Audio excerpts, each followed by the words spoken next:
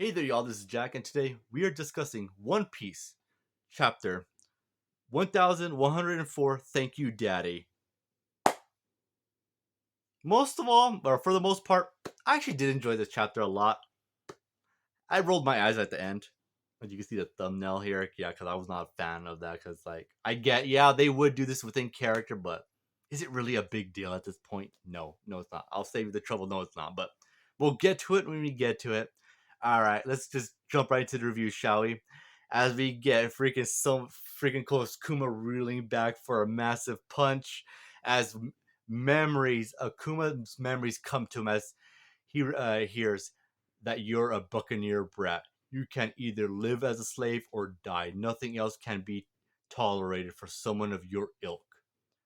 And then he remembers his dad saying, Mommy passed away. She's in a better place now. And then he remembers Ginny. I'm just so happy. And then he remembers her calling him on the Dinden Mushi. Kumachi, sorry, but I'm at death's door. And then we get Kuma holding Bonnie as a child.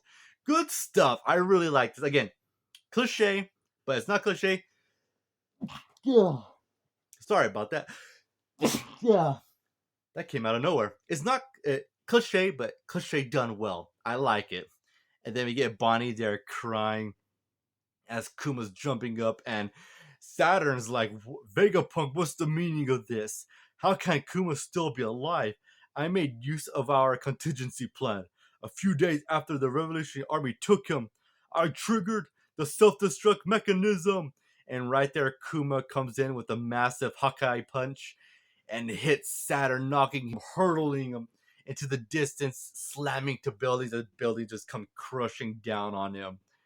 And right there, Saturn is just buried, and the Marines are just panicking. And they're like, "All right, hold on, we gotta go, we gotta go save Saturn." As Kuma just standing there, but eventually just falls to one knee, as everyone's just so surprised to see this moment in history. This is history in the making in the One Piece world. Someone dealt a massive blow to Saturn and sent him hurtling away. So big holy free, like big news that's gonna be heard around the world of this. If this is the biggest moment to happen to Saturn, I don't think. I think Saturn's gonna get taken out in this arc. As everyone starts running to Kuma, and they say, "Hey, we can move again." Bunny, are you hurt? Says Sanji. As everyone else continues, as they say, "This is our only chance to get Bonnie to the upper levels. Escape this island is our only objective." And then we get Vegapunk thinking to himself, what is the meaning of this? That's a good question. The truth is, I didn't install the traditional self destruct mechanism. I couldn't bear the idea of making you into a bomb, knowing how those bastards would have full advantage of that, but I still kept my word. I just used a different kind of failsafe. And he activated it. I programmed it to shut your body down completely. Between that and the loss of your individuality, you should be nothing but a vegetable now, incapable of receiving orders. Even according to for Bonnie's presence here, you shouldn't have been able to reach us. So how are you still moving? This almost seems beyond science. I can't uh, I can't be what I'm thinking, can it? The Buccaneers were said to have special characteristics beyond their strong bodies. After all, you people once. And then we get Kizaru just putting his hand on his shoulder or head and saying, "It's over, isn't it?" We know what he means by that. He's gonna continue helping the government just to eliminate the pirate. Like this is like okay, yeah, this is over. There's no way they're gonna get off this island. Don't worry, Kizaru. Oda's got their back. He'll obviously make them get out of here. As we get everyone else just watching as they're realizing what well we're Straw Hat, and another Marine's like he just disappeared right before we could apprehend him. There's no way he can't call in such a failure. So again, yeah, Luffy's gone. Luffy disappeared, and they have no idea where he went. So that's a good question. How in the world did he disappear when they had their eyes on him? Oda, you better have a good reason for this. As we get Bonnie up on Kuma, saying thank you, Daddy, for everything. I saw your memories. Mommy seemed like an amazing woman, and I saw how you actually wrote a lot of letters to me that made me so happy. I don't care if everyone else calls you a tyrant because I know There's no one kinder than my dad. To me, you're the coolest person in the whole wide world. I'll never ever forget that. Sweet moments. I'm not gonna lie, I like that. I was like, oh, okay, that's pretty sweet. I like that a lot. And then we get Saturn just completely breaking out of the rubble, just furious as he just comes down and says, Vegapunk, I am still waiting for an explanation. Was this your doing? And he's pretty banged up but regenerating. And Vegapunk just says, I suppose I better be fair to say that I'm ultimately responsible. But if you're but if you're a romantic, you could just as easily chalk this up to the power of love. I'll take it. I'll take it. Kuma's love for Bonnie, him wanting to protect his daughter, um, made him just go save his daughter. I'm okay with it. I like it. It's like, okay, I see what you're doing, Oda. And you did give us overhead, that the Buccaneers, like, they're a very, very special race of humans. So I'll let it slide. I like it. I like cheesy stuff like this. I'm a sucker for it. As Saturn says, I see. As unusual to err in human, how short-sighted. You gentlemen have outlived your usefulness after all. And right there, Sanji's like, what? His body is regenerating? And right there, Saturn immediately goes in for a strike right on Kuma. As Bonnie just says, Daddy, get out of the way. You gotta move. And Sanji says, I'm not gonna even let you, as he kicks Saturn's leg out of the way. Upset Bonnie anymore, you dirty old spider. And right there, we get Frankie appearing right behind Saturn saying, yeah, we owe Kuma a huge debt too. Radical. As he's about to fire, Kizaru says, my goodness, you certainly all have grown. And Frankie fires a beam right through Saturn, but Kizaru appears right behind Frankie and says, let's put your growth to the test, and just kicks Frankie into the distant building as Saturn just kind of looks over as he starts healing.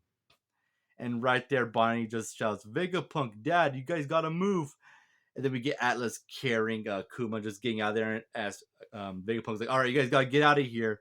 And right there, Kizaru just stands up and says, now that's Kuma joined now that Kuma has joined, wouldn't you agree that there's too many players here?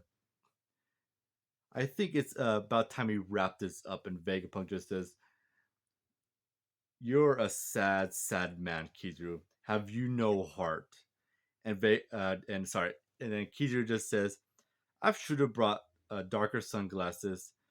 I'm going to embarrass myself at this rate. And then right here, the most dangerous thing the world government could ever do is initiate the Buster Call. No, Buster Call is lame. In One Piece, when it was first introduced, it was a huge menace. But okay, okay. Let me say my gripes with the Buster Call. When it was first introduced and destroyed Robin's hometown, her village, her island, that was good stuff. Like it showed the terrifying power of this. But in Ennie's lobby, sorry, Waters, Ennie's lobby. My apologies. Luffy and his friends, they fought the most powerful at the time um, assassins in the world, right? They fought them, they beat them. Okay, and they were exhausted.